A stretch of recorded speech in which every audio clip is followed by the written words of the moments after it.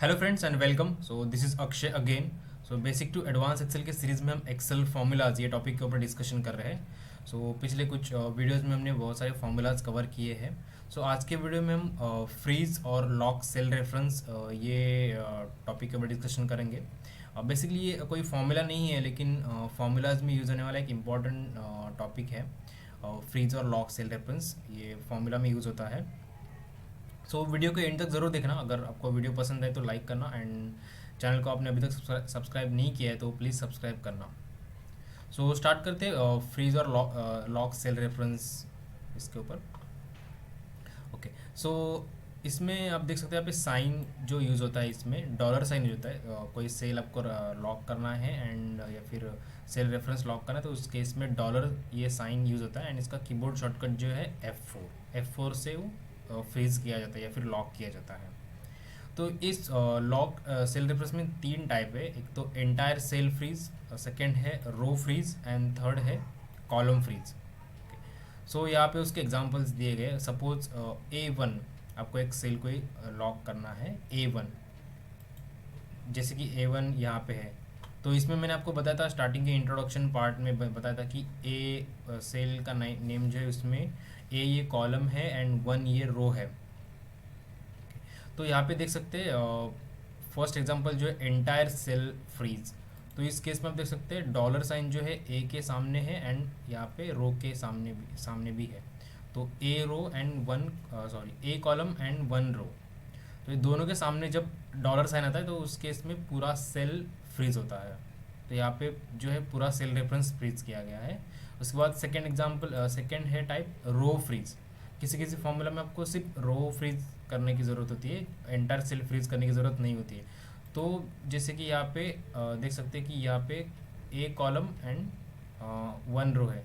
तो यहाँ पे एक कॉलम के आगे डॉलर नहीं साइन है, लेकिन यहाँ पे 1 रो जो है उसके सामने डॉलर साइन यहाँ पे लगा हुआ है। इसका मतलब यहाँ पे डॉलर फ्रीज है। यानी यहाँ पे थर्ड है कॉलम फ्रीज। तो यहाँ पे देख सकते हैं सिर्फ कॉलम नेम के आगे यहाँ पे डॉलर साइन आया हुआ है।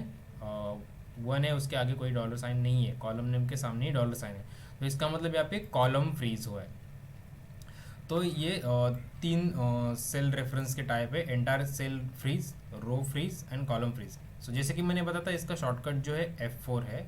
तो वन टाइम अगर एक बार F4 प्रेस करते हो फॉर्मूला में तो पूरा सेल फ्रीज हो जाता है। उसके बाद अगर सेल रेफरेंस फ्रीज करने के लिए अगर 2 टाइम F4 प्रेस करते हो तो सिर्फ रो फ्रीज होता है। एंड अगर आप 3 बार F4 प्रेस करते हो फॉर्मूला में तो कॉलम फ्रीज होता है। तो कीबोर्ड शॉर्टकट है कॉलम फ्रीज का, सेल रेफरेंस का F4। तो ये समझते कुछ प्रैक्टिकल। यहाँ पे मैंने कुछ टेबल्स लिए हैं। तो यहाँ पे देख सकते हैं टेबल अवेलेबल है, नंबर्स कुछ अवेलेबल है। तो ओके, तो पहले समझते सेल रेफरेंस एंड फॉर्मूला में उसको यूज़ क्यों करते हैं बेसिकली हम। सपोज कई टाइम आप जैसे कि आप कोई फॉर्मूला आप यूज़ कर रहे हो, वो फॉर्मूला लाइक आपको कई दूसरी जगह पे पेस्ट करना है या फिर ड्रैग करना है। तो उस केस में क्या होता है कि वो सेल रेफरेंस भी उसका आप जहाँ पे पेस्ट करोगे अकॉर्डिंगली चेंज होता है। तो जैसे कि अभी सपोज यहाँ पे मुझे फॉर्मूला यूज़ करना है, यहाँ पे फॉर्मूला टाइप करना है, ये सेल में जो वैल्यू है उसको +1 करना है। तो ये सेल में वैल्यू, ये सेल कौन सा है, G4। तो G4 में जो वैल्यू है उसको +1 करना है, यहाँ पे मुझे करना है। तो इक्वल्स लगाओ, इक्वल्स टू ये सेल रेफरेंस +1।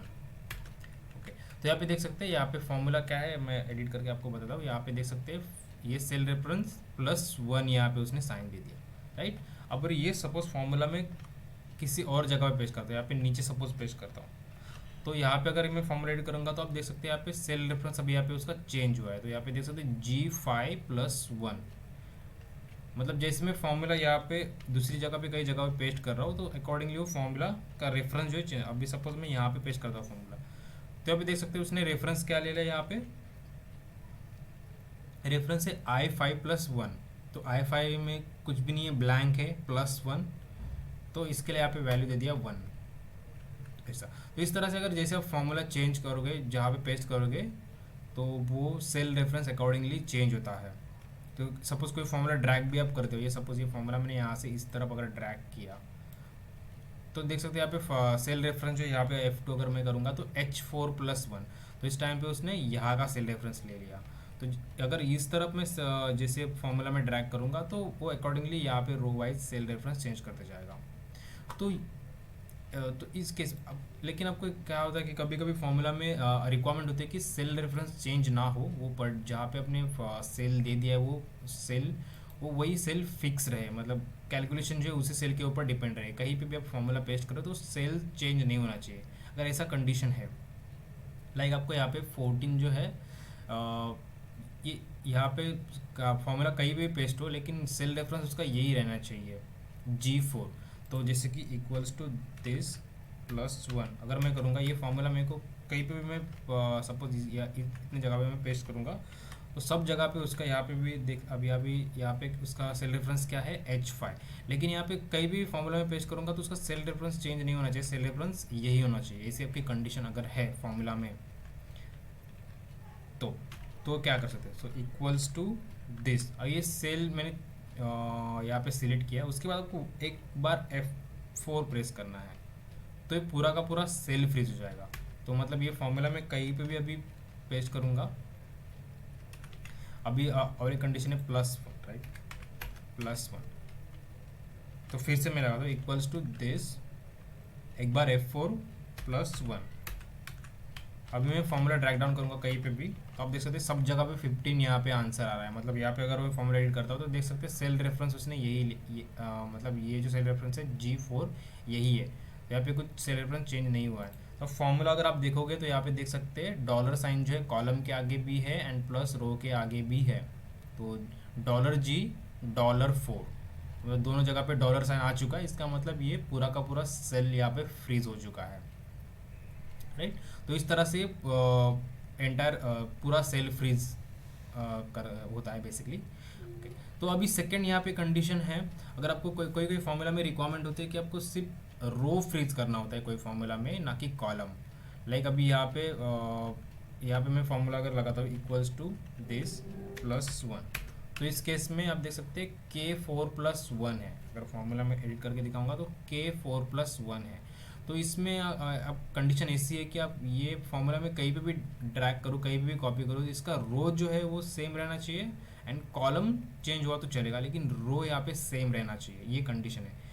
तो ये कंडीशन कभी यूज़ करना है मैं फॉर्मूला जब प्रैक्टिकली देखेंगे कोई फॉर्मूला में उस टाइम पे समझाऊंगा कि ये कभी आपको किस टाइम पे रो फ्रीज करना होता है, किस टाइम पे कॉलम फ्रीज करना होता है। फिलहाल ये कंसेप्ट क्लियर कर रहा हूँ क्योंकि आप सिर्फ कंसेप्ट क्लियर करके लेना कि क्या होता है सेल रेफरेंस फ्रीज, क्या होता है रो फ्रीज एंड क्या होता है कॉलम फ्रीज। ओके, तो यहाँ पे सपोज मेरी रिक्वायरमेंट है कि यहाँ पे रो सिर्फ फ्रीज होना चाहिए, तो रो है यहाँ पे 4 के ये कॉलम है एंड 4 रो है।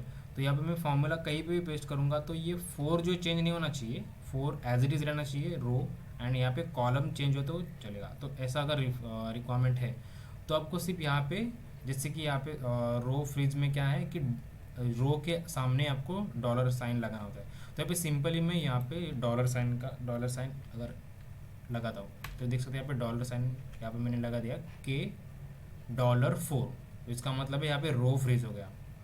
तो अगर ये फॉर्मूला में यहाँ पे कहीं भी पेस्ट करता हूँ पूरे जगह पे तो आप देख सकते हैं यहाँ पे अगर मैं एडिट करता हूँ तो देख सकते हैं यहाँ पे रो जो है यहाँ पे 4 ही है लेकिन यहाँ पे कॉलम चेंज हुआ है लेकिन रो सेम ही है, सेम ही। यहाँ पे अगर मैं देखता हूँ तो यहाँ पे देख सकते हैं यहाँ पे रो तो सेम ही है लेकिन यहाँ पे कॉलम चेंज है लेकिन रो एज इट इज़ रह रहा है। तो इसका मतलब यहाँ पे रो फ्रीज हो चुका है।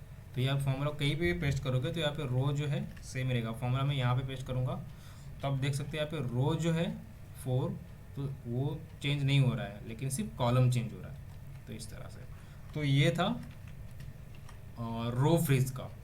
तो उसके बाद कई बार क्या होता है कि आपको किसी किसी फॉर्मूला में रिक्वायरमेंट होती है कि आपको सिर्फ कॉलम फ्रीज करना है, रो आपको चेंज हुआ तो रो चेंज हुआ तो चलेगा लेकिन कॉलम जो है हमेशा वही रहना चाहिए। तो यहाँ पे मेरे पास थर्ड टेबल यहाँ पे अवेलेबल है, तो इस टाइम पे इक्वल्स टू दिस +1।